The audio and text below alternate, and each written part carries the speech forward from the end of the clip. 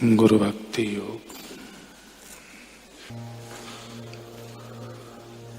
केवल गुरु की कृपा से ही आप अपने मन को नियंत्रण में रख सकते हैं। आप गुरु की कृपा से ही समाधि या अति चेतना में स्थित हो सकते हैं। विराग,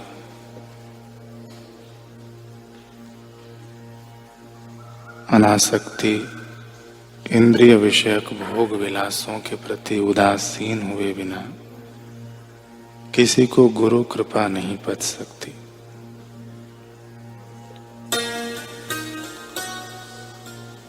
मन के सहकार के सिवा इंद्रियों से कुछ नहीं हो सकता। मन को गुरु कृपा से वश में किया जा सकता है।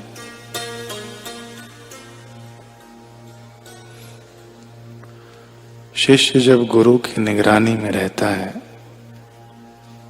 तब उसको मन इंद्रिय विषयक भोग विलासों से विमुख बनने लगता है।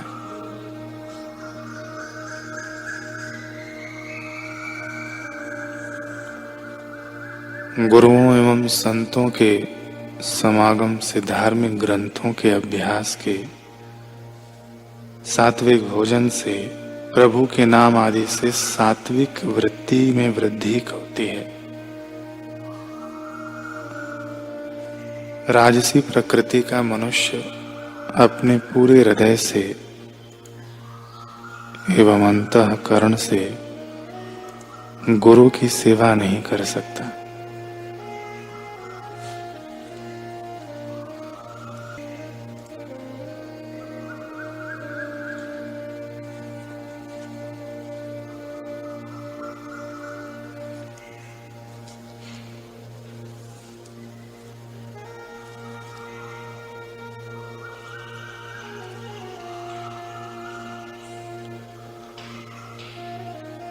कल हमने सुना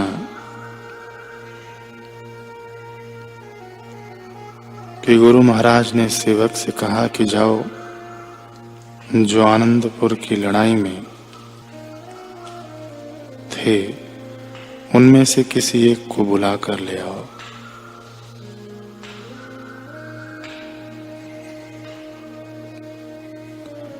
पहली आज्ञा सुनते ही वीर सिंह और धीर सिंह दौड़ पड़े। ये दोनों पिता पुत्र।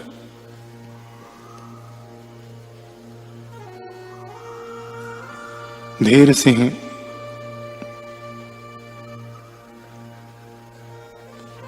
जवान था, वह पहले पहुंच गया। उसने कहा, गुरुजी,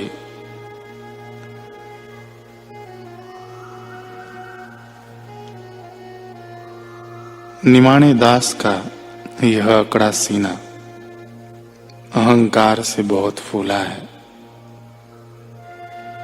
आज फोड़ दो गोली मारकर इस अहंकार की दीवार को। हे दया निधान सद्गुरु जी, मेरी जान जाने से अगर आपका मनोरथ सफल होता है तो यह सौभाग्य मुझे दो।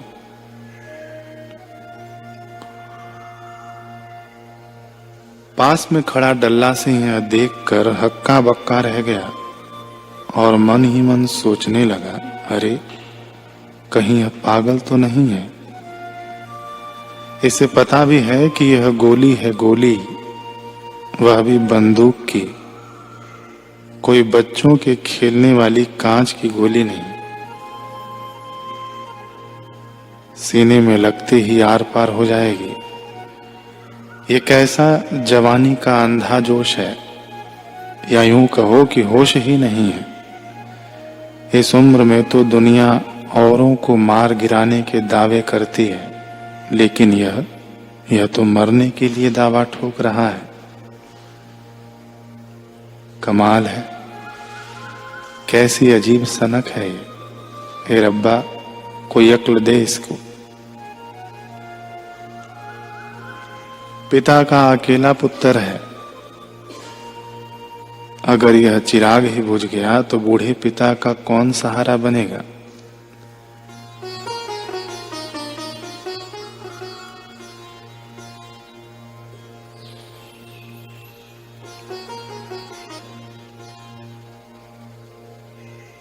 डल्ला चौधरी यह सोच ही रहा था कि गुरु गोविंद सिंह जी ने बंदूक की नली भाई धीर सिंह की तरफ तान दी। अंगुली बंदूक के घोड़े पर थी, पर जैसे ही गुरु महाराज गोली दागने वाले थे, तभी भाई धीर सिंह को किसी ने जोर से धक्का देकर गिरा दिया। ओए, क्यों ज्यादा होशियार बनता है तू? गुरु महाराज जी की आज्ञा पहले मैंने सुनी थी, इसलिए यह प्रसाद पहले मैं ही पाऊंगा। वैसे भी पिता के होते हुए तू पहले कैसे परम धाम पहुंच सकता है? हे सच्चे पातशाह, आप तो जानी जाननहार हो, अंतर्यामी हो। आप ही बताएं, यह गोली पर मेरे सिवा क्या किसी और का नाम लिखा हो सकता है?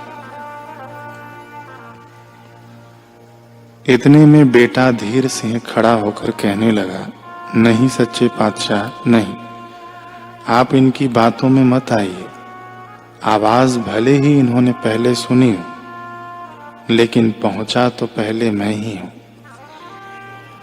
वैसे भी बंदूक की ताकत तो युवा सुडौल सीने पर ही आजमाई जा सकती है महाराज।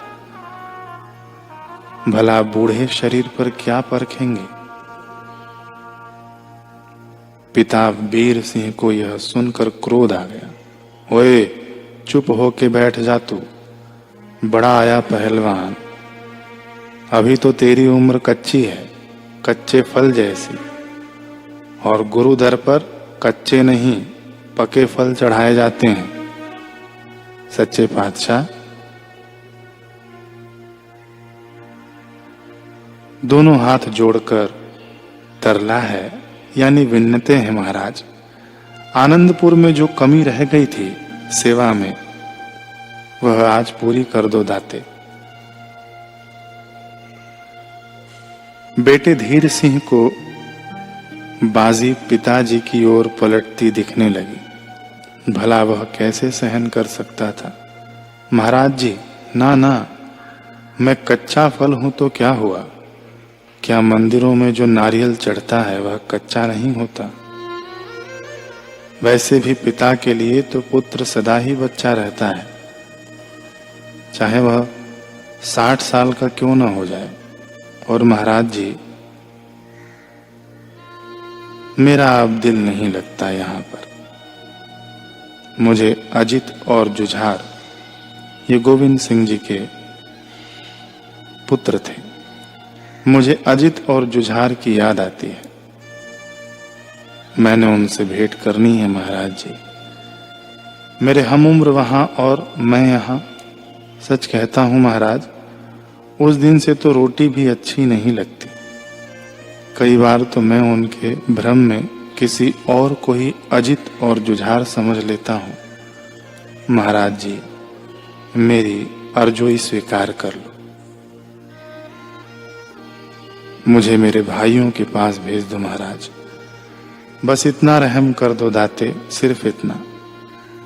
इतना कहकर भाई धीर सिंह सुबक सुबक कर रो पड़ा।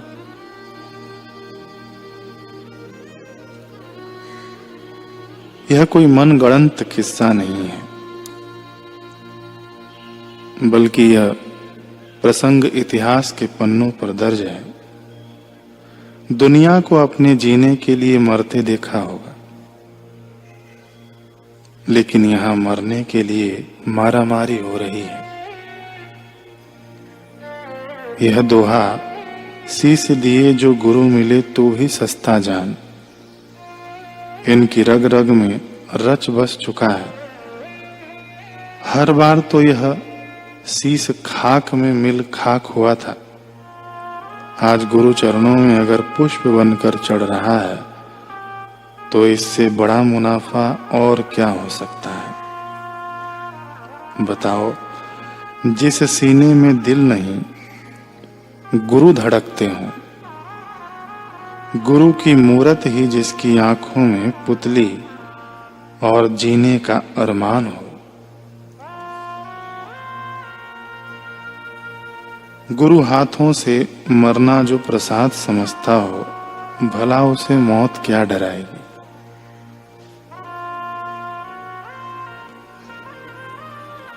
इधर गुरु महाराज जी की आंखों से भी अपार प्रेम बरस रहा था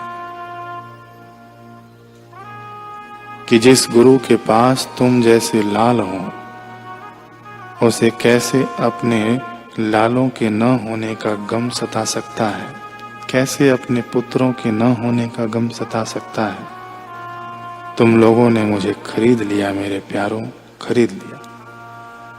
गुरु महाराज ने कहा, निस्संदेह तुम दोनों की ही इच्छा पूर्ण होगी। चलो दोनों आगे पीछे खड़े हो जाओ, हम एक ही गोली में दोनों को सीने भेद देंगे।